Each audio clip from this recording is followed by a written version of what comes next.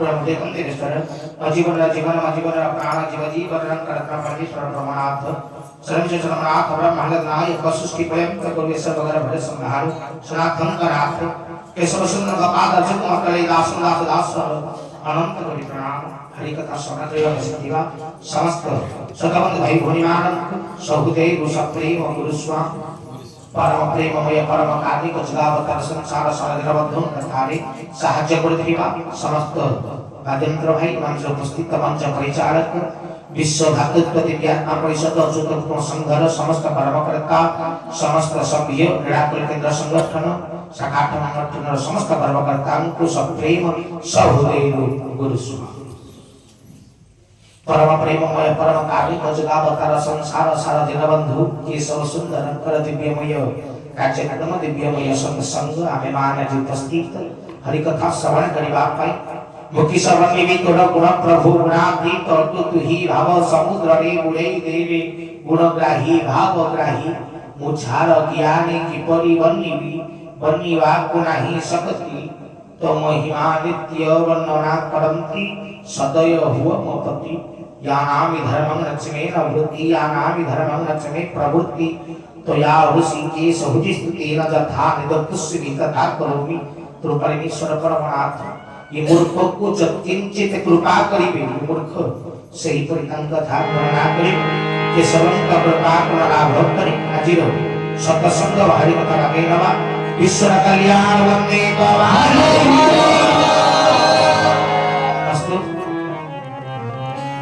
दिव्यमय सतसंग हरि कथामृत आमे माने समस्त उपस्थित हरि कथा श्रवण करिबा पाई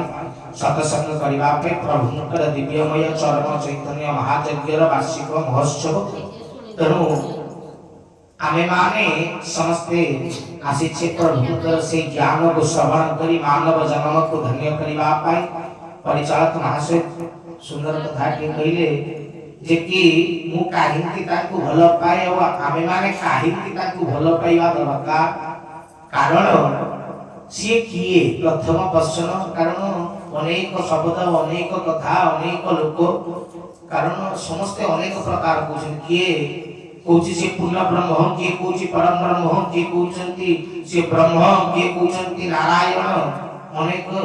कहउछंती जे केशव नारायण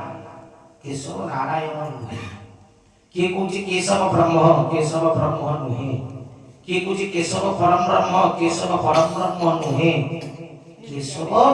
पूर्ण ब्रह्म आमे मानक हिसाब रे पूर्ण ब्रह्म परम ब्रह्म ब्रह्म नारायण सब तो समान अलगा जगन्नाथ जी राम सी कृष्ण सी केशव सी एका तो सब नुहे मो प्रभु निकट रे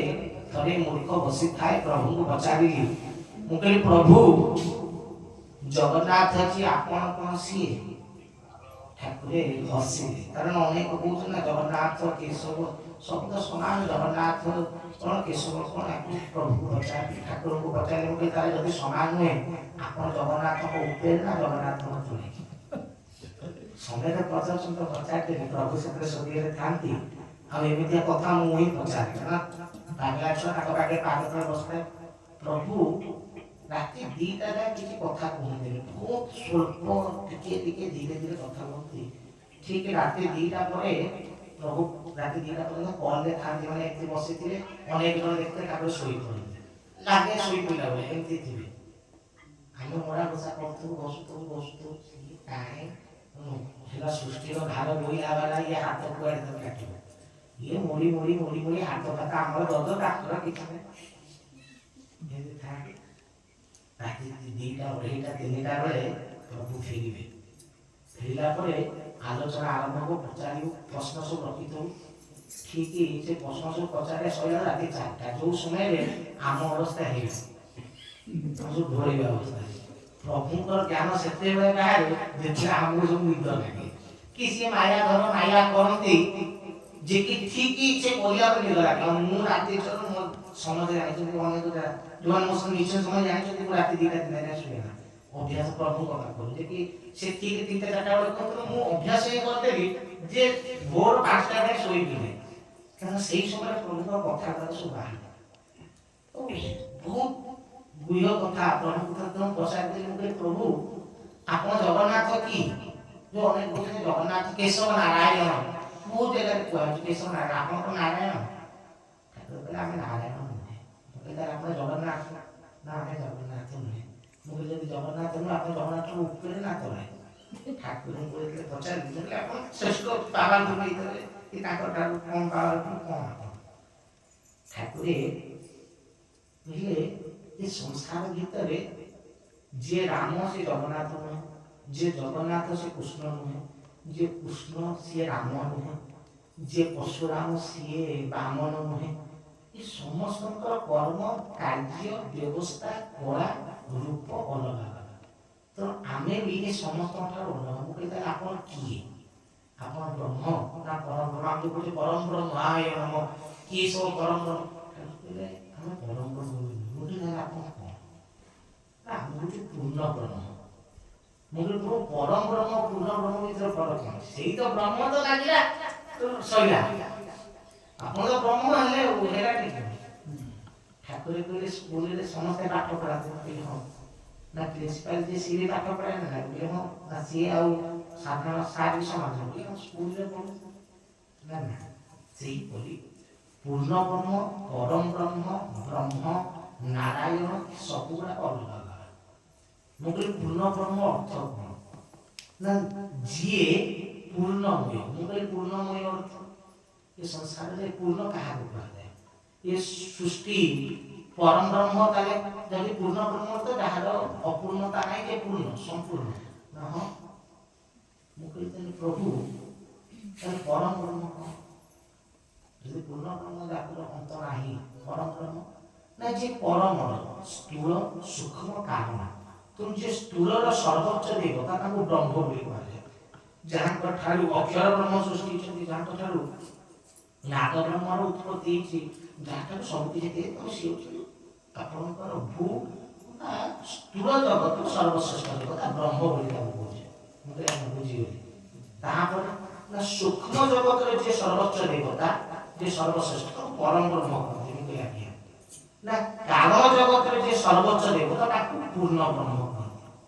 ମୁଁ କହିଲି ପ୍ରଭୁ ଛୁଆବେଳୁ ତ ଶୁଣିଛୁ ସ୍ଥୂଳ ସୂକ୍ଷ୍ମ କାରଣ ଭିତରେ ପାର୍ଥକ୍ୟ କଣ ଜାଣିନାହିଁ ଆମ ହିସାବରେ ସବୁ ସମାନ ଯେତିକି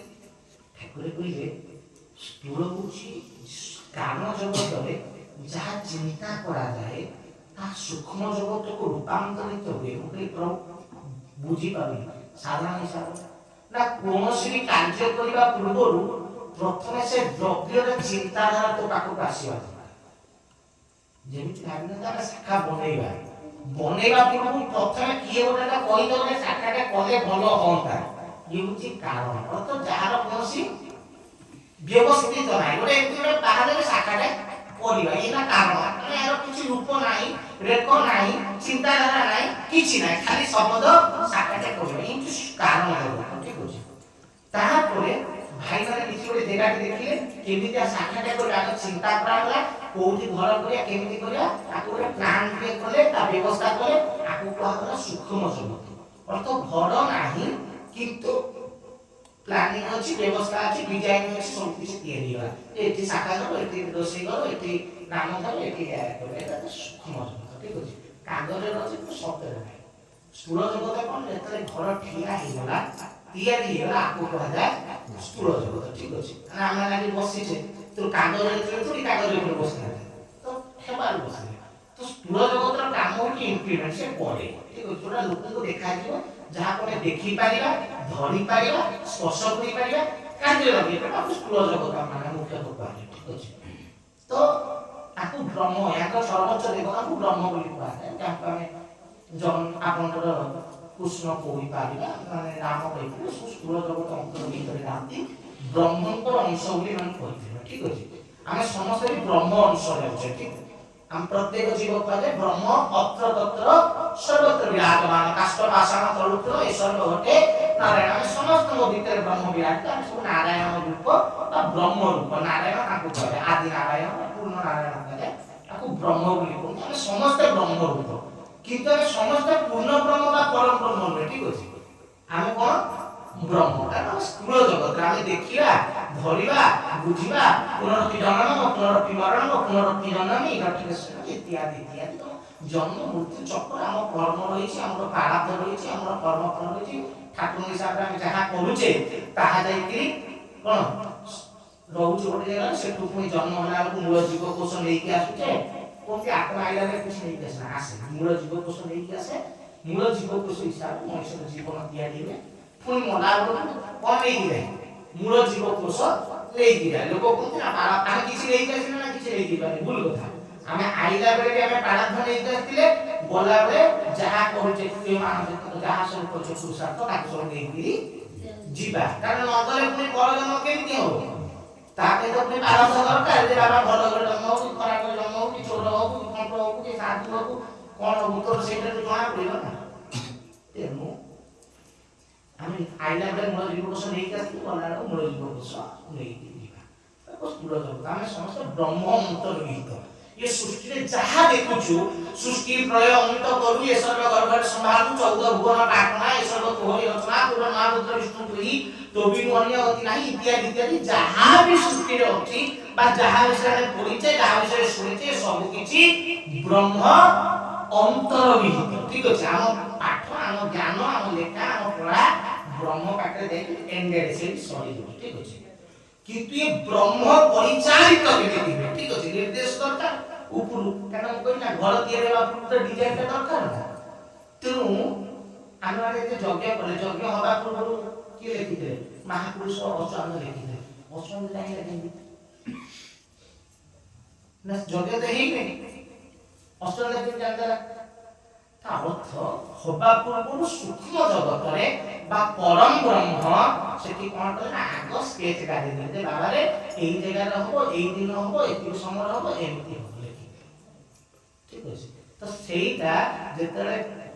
ये जीव ब्रह्म राउची परम ब्रह्म पादापरे अष्टांग को जेतले परम ब्रह्म को कृपा मिला परम ब्रह्म को द्वारा ताको सिद्धि लाइन छापि देबा ये हबो देखा हेई तुलो ब्रह्म करेइले जगे सक्सेसफुल के देला ना ब्रह्म करेइला ब्रह्म कृपा किंतु हबा पूर्वरु परम ब्रह्म चयन करथन तो सूक्ष्म तो ब्रह्म जहा करती सृष्टि प्रलय अंत करू ए सर्व गर्भ संभालू तो जन्म हबो कि विनाश हबो यार फाइनल परम ब्रह्म करती केते बेले विनाश हबो और केते बेले कोन जन्म हबो एको परम ब्रह्म फाइनल तो आत्मा में नाद ब्रह्म बा परम ब्रह्म बा आत्मा को जहा भी रूप को देखले आपको हमने जगन्नाथ को ठीक अछि जो कोन तो परम ब्रह्म बा सूक्ष्म जगत सर्वोच्च है ता पूर्व किंतु परम ब्रह्म सब ताको जो निर्देश आस ब्रह्म ताको इम्प्लीमेंट कर किंतु परम ब्रह्म करिबा पई हेले ता ऊपर आउ जन ब्रह्म था पूर्ण ब्रह्म जहांकर ये सृष्टि सहित के लेन देन नहीं ठीक अछि सृष्टि रहिला कि भासी गला कि बुरी गला कि नुआ सृष्टि कारण ताको प्रत्येक क्षण रे कोटि कोटि सृष्टि कोन सृष्टि विनाश स्थिति कुत से गोटे बेला बोलते शून्य शून्य महाशून्य शून्य मध्य निरामय निरामय मध्य ज्योति संग ज्योति भगवान से ता जगह स्थिर होई गछि पूर्ण ब्रह्म को देखि ता जगह स्थिर होई गछि तो ताको प्रकृति आवश्यकता नाही सेति पई आमे तो समर्पण बंदना पढु जाय कोन कहूजे देखिले जोठी ईश्वर थांती सेठी प्रकृति थाय जेमति श्री नारायण श्री हरि लक्ष्मी नारायण सीताराम राधे श्याम सब जगह प्रकृति आवश्यकता रही ठीक अछि किंतु जेता आमे समर्पण बंदना होते कोन कहूजे ओम गुरु ठाकुर समर्पण करे बोले गुरु देवाय इति समर्पयामि एठी नारीर स्थान नाही ठीक अछि श्री शब्द लागे नाही अर्थ प्रकृतिर आवश्यकता है सेति पे ठाकुर कहले प्रकृति पुरुष द्वयम त्वमेव परमेश्वर अर्थ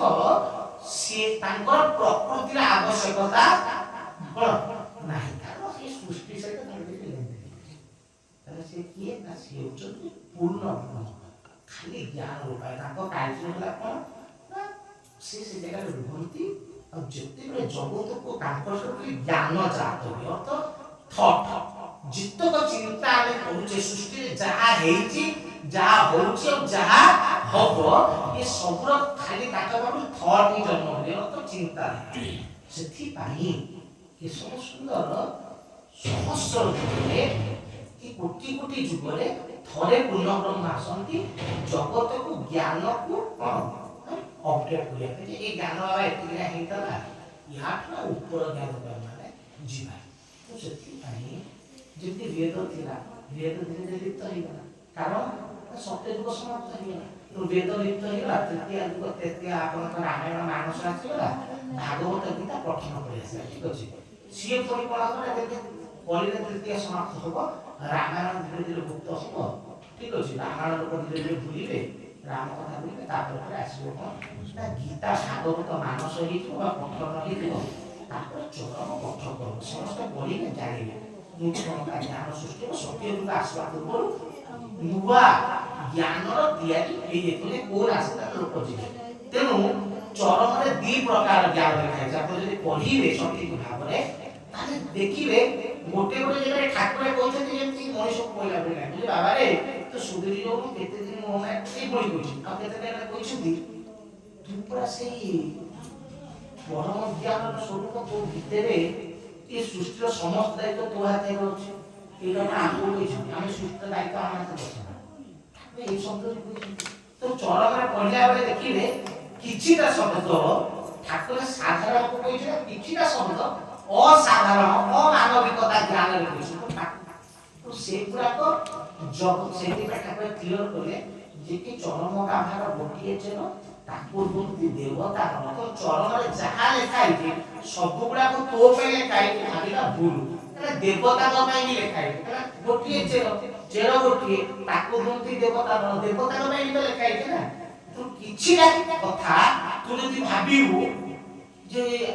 ଆମ ପାଇଁ ସବୁ ତ ଦେବତାଙ୍କ ପାଇଁ ବି ପ୍ରଭୁ ଲେଖିଛନ୍ତି ଦେବତାଙ୍କ ପାଇଁ ବି ବହି ଲେଖିଛି ଠାକୁର କହିଛନ୍ତି ତୋ ପାଇଁ ମୁଁ ଥୋଡ଼ି ଲେଖିଛି। କାରଣ